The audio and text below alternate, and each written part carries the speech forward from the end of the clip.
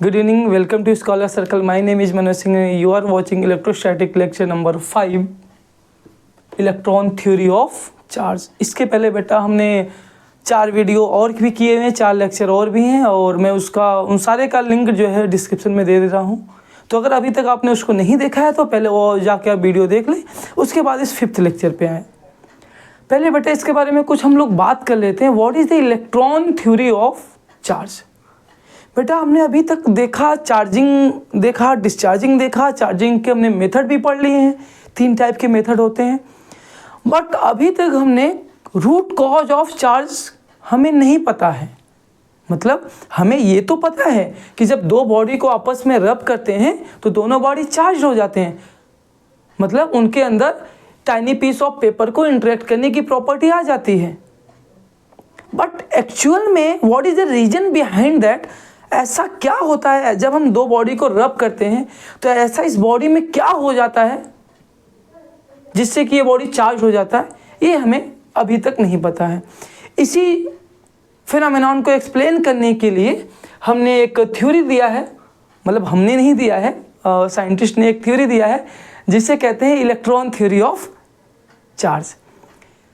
तो बेटा सबसे पहले इस चार्ज फिनोमेनॉन को समझने के लिए मैटर को एनालाइज करना शुरू किया गया, क्योंकि चार्ज तो मैटर पे होता है, पार्टिकल पे होता है। तो देखा गया कि जो सबसे स्मॉलेस्ट पार्टिकल होता है, फिलहाल स्मॉलेस्ट पार्टिकल, वो मॉलिक्यूल होता है, और मॉलिक्यूल इलेक्ट्रिकल न्यूट्रल होता है। फिर और उसके छोटे पार्ट्स के गए तो पता चला एटम होता है, एटम भी इलेक्ट्रिकली न्यूट्रल होता है। और फाइनली हमें पता चला कि एटम भी 3 पार्टिकल से मिलके बना होता है। पहला है बेटा इलेक्ट्रॉन,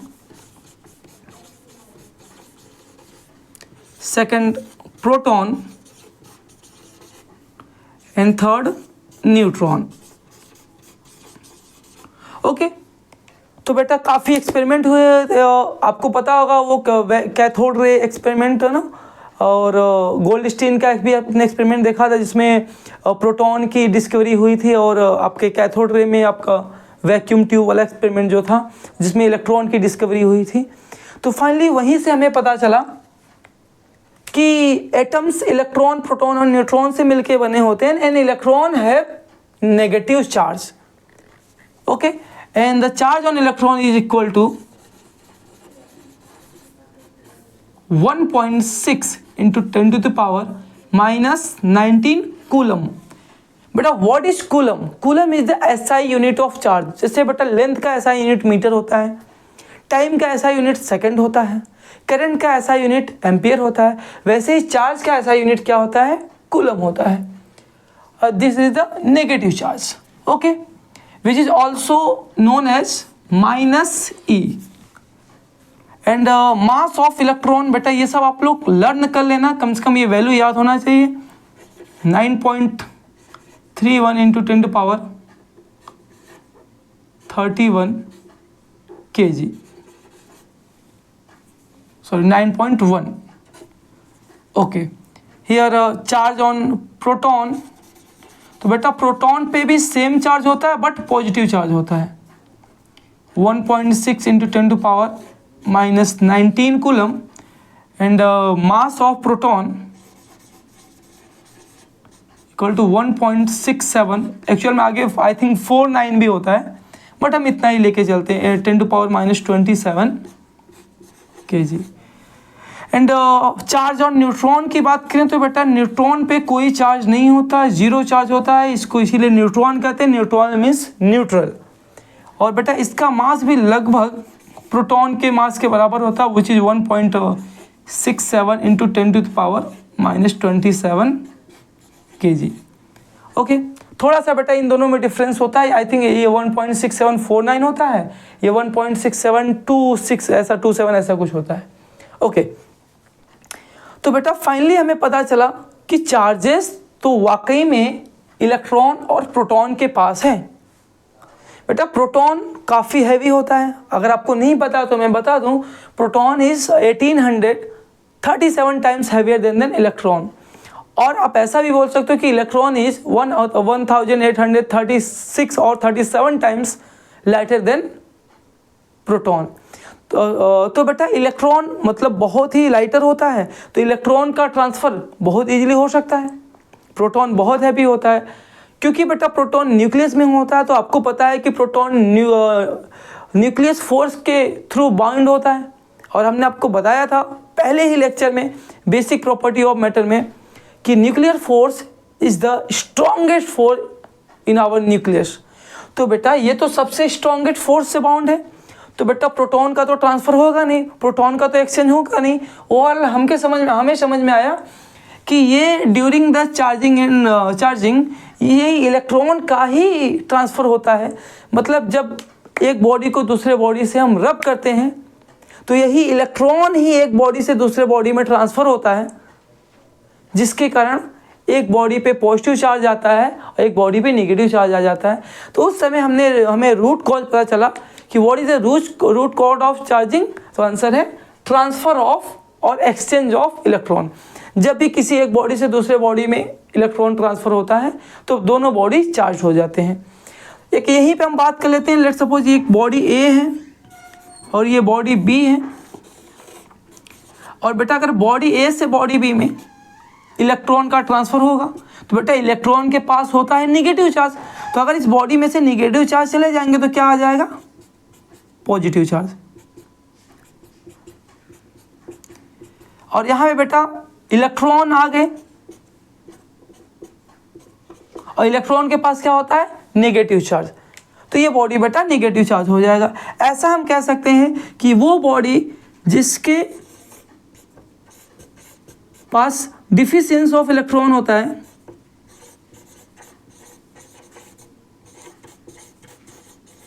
वो बेटा पॉजिटिव चार्ज होता है, और जिसके पास एक्सेस ऑफ इलेक्ट्रॉन होता है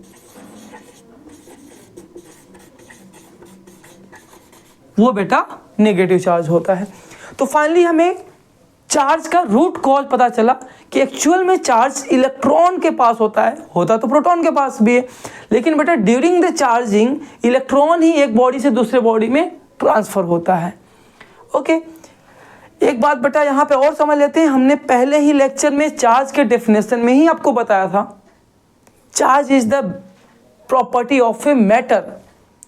तो बेटा चार्ज हमेशा किसी मैटर या किसी पार्टिकल के पास होता है, और ये पार्टिकल यहाँ पे इलेक्ट्रॉन है।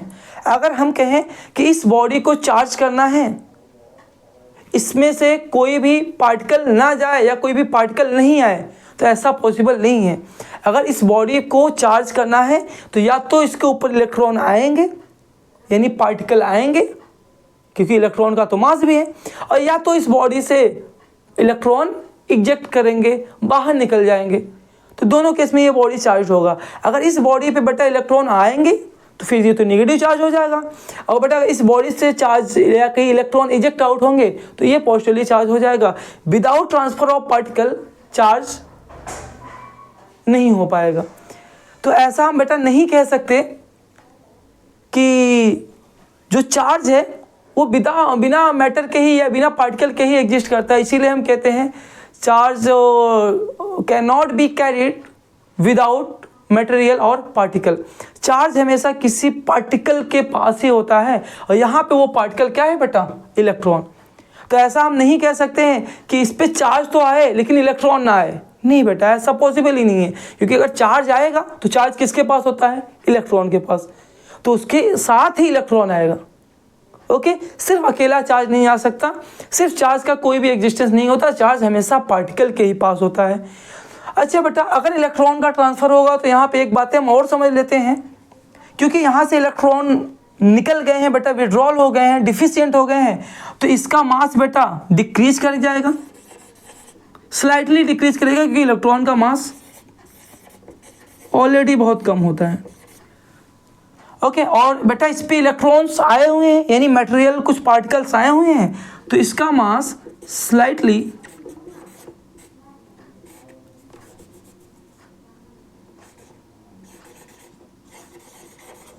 इंक्रीज कर जाएगा। ओके, तो बेटा ये तो हमने कुछ बातें जान ली इलेक्ट्रॉन थ्योरी ऑफ चार्ज के बारे में। पहला बात कि चार्ज इलेक्ट्रॉन एंड प्रोटॉन के पास होता है, और ड्यूरिंग द रबिंग इलेक्ट्रॉन का ही ट्रांसफ़र होता है, प्रोटॉन का ट्रांसफ़र नहीं होता। और हमें एक बात और जानना है, अपने केमिस्ट्री में पढ़ा होगा, केमिस्ट्री में आपने पढ़ा होगा कि बेटा किसी एक एटम में जितने नंबर ऑफ इलेक्ट्रॉन होते हैं उतने नंबर ऑफ प्रोटॉन्स होते हैं।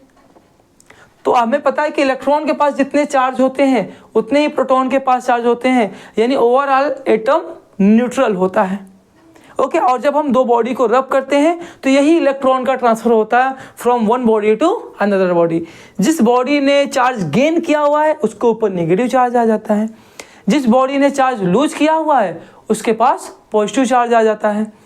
एक बात और बेटा कि इस इलेक्ट्रॉन के चार्ज को फंडामेंटल चार्ज भी बोलते हैं। Then what is meant by fundamental charge? इसका मतलब ये कि बेटा इससे छोटा चार्ज एग्जिस्ट नहीं कर सकता, यही सबसे स्मॉलेस्ट चार्ज है।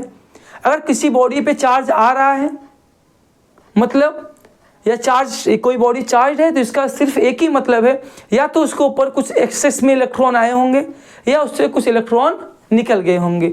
अगर बॉडी के पास एक्सेस ऑफ इलेक्ट्रॉन है तो वो बॉडी नेगेटिवली चार्ज हो जाएगा, अगर बॉडी में डिफिशियंसी ऑफ चार्ज है तो बॉडी पॉजिटिवली चार्ज हो जाएगा। और इलेक्ट्रॉन पे जो चार्ज होता है उसको हम फंडामेंटल चार्ज कहते हैं। अब बेटा आप लोग बार बार ये मत समझने लगना कि सर ये हमारे बोर्ड में आएगा क्या, हमारे हाफ ईयरली में आएगा क्या। बेटा ये IIT में भी आ सकता है। वो लोग यही जानना चाहते हैं कि आपको छोटी चीज़ पता भी है कि नहीं।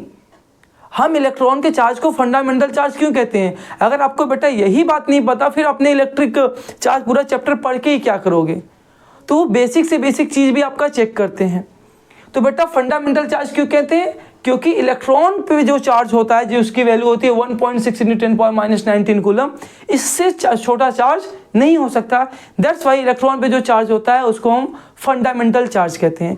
तो एक बार आप इसका स्क्रीनशॉट ले लो, फिर में हम आगे बढ़ते हैं।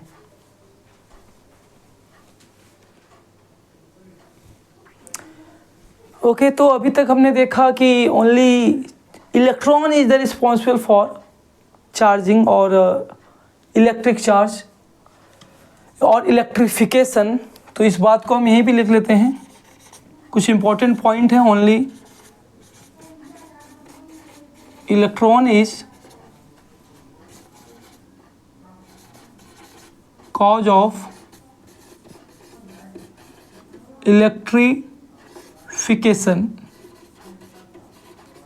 सेकेंड पॉइंट जो बेटा अभी हमने आपको बताया। अच्छा, ऐसा क्यों होता है? क्योंकि अभी हमने बताया ना कि जो मास ऑफ प्रोटॉन होता है बेटा वो 1837 times of mass of electron के बराबर होता है। बेटा कई बुक में 1836 भी मिलेगा, तो आप कंफ्यूज मत होना कि सर आपने तो गलत बता दिया। बेटा ठीक है, 1836 और 1837 दोनों सही है आपका। Okay, and charge cannot be carried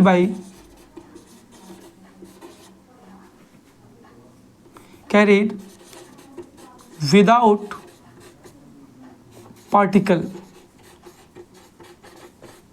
और मैटर। बेटा ये तो हमने इलेक्ट्रिक चार्ज के डेफिनेशन में ही इसीलिए बात कर लिया हुआ था कि electric charge is the property of A particle और ए मैटर। तो बिना इलेक्ट्रिक चार्ज के बेटा चार्ज कैरी नहीं हो सकता। थर्ड बेटा एक बात और जान लो कि अभी हमने जाना है कि इलेक्ट्रॉन पे 1.6 × 10⁻⁻19 कूलम नेगेटिव चार्ज होता है। और कई बार ये क्वेश्चन आया हुआ है MCQ में कि ये जो इलेक्ट्रॉन पे चार्ज है ये किसने डिटरमाइन किया। और काफ़ी स्टूडेंट बेंजामिन फ्रैंकलिन लगा के आ जाते हैं, या इलेक्ट्रॉन का जिसने डिस्कवर किया था आई थिंक J.J. टॉमसन ने, उनका लगा के आ जाते हैं। जबकि ऐसा नहीं है बेटा। इलेक्ट्रॉन पे जो चार्ज है विच इज -1.6 × 10⁻⁻19 कूलम, ये बेटा एक साइंटिस्ट थे मिल्कन, और उनका बहुत ही फेमस एक एक्सपेरिमेंट है मिल्कन ऑयल ड्रॉप एक्सपेरिमेंट। अगर कभी आपको टाइम मिले तो आप ज़रूर उसको वॉच करें, उसका कोई भी लेक्चर। तो बेटा मिल्कन ऑयल ड्रॉप एक्सपेरिमेंट मिल्कन का है, और वहीं से ये पता चला था कि इलेक्ट्रॉन के पास नेगेटिव चार्ज होता है which is equal to the 1.6 × 10⁻⁻19 coulomb. तो यहाँ पे ये भी लिख लो बेटा कि charge on electron is determined by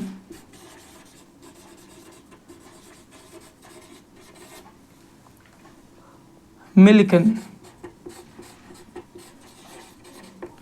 okay, तो ओवरऑल बेटा आपका ये लेक्चर यहीं पे एंड होता है। ओवरऑल हमने सारी इलेक्ट्रॉन्स थ्योरी के बारे में बता दिया, आपको बेसिक कॉज पता चल गया। What is the basic cause of charge? What is the basic cause of charge? Transfer of electron. जब बेटा इलेक्ट्रॉन एक बॉडी से दूसरे बॉडी पे ट्रांसफर होता है तो ही चार्ज आता है। Without transfer of electron charge possible नहीं है। अगर किसी बॉडी पे पॉजिटिव चार्ज है तो आप ये मत कह देना कि उस पर प्रोटॉन एक्सेस में है। प्रोटॉन तो न्यूक्लियस के अंदर है, वो 1837 टाइम्स हैवियर है देन द इलेक्ट्रॉन। तो बेटा ओनली इलेक्ट्रॉन का ट्रांसफर होता है, और इसीलिए हमने लिख भी दिया बेटा कि ओनली इलेक्ट्रॉन इज कॉज और responsible for the electrification. Okay बेटा, आप लोग ने नोट्स अभी नहीं बनाना है, मेरे पास ऑलरेडी नोट्स हैं, एक बेस्ट क्वालिटी का नोट्स है मेरे पास, तो मैं आप लोग को सेंड कर दूंगा। एक काम करना, आप लोग कमेंट में अपना नाम और मोबाइल नंबर आप उसमें लिख के कमेंट कर दीजिए, और मैं वहाँ पे आपको व्हाट्सएप ग्रुप में अपने जोड़कर ऐड करके आपको बेटा नोट्स प्रोवाइड कर दूंगा। तो आपको अभी फ़िलहाल नोट्स अगर आप बना रहे हैं तो कोई बात नहीं, बट आपको बनाने की नीड नहीं है, क्योंकि हमारे पास ऑलरेडी बेस्ट क्वालिटी के नोट्स, इम्पॉर्टेंट डेरिवेशन, बहुत सारे प्रैक्टिस पेपर, बहुत सारे चैप्टर वाइज प्रैक्टिस पेपर, बहुत सारे कंटेंट बेटा पड़े हुए हैं। तो आपको उसके लिए नहीं सोचना है, आपको सिर्फ पढ़ाई करना है, सिर्फ स्टडी पे फोकस करना है। ठीक है, ऑलरेडी हमारे पास है। तो अगर आपको नोट्स चाहिए तो बेटा आप कमेंट में अपना नाम और अपना मोबाइल नंबर, जो भी आप व्हाट्सएप यूज करते हैं, उसको आप कमेंट से कर सकते हैं। Thank you very much.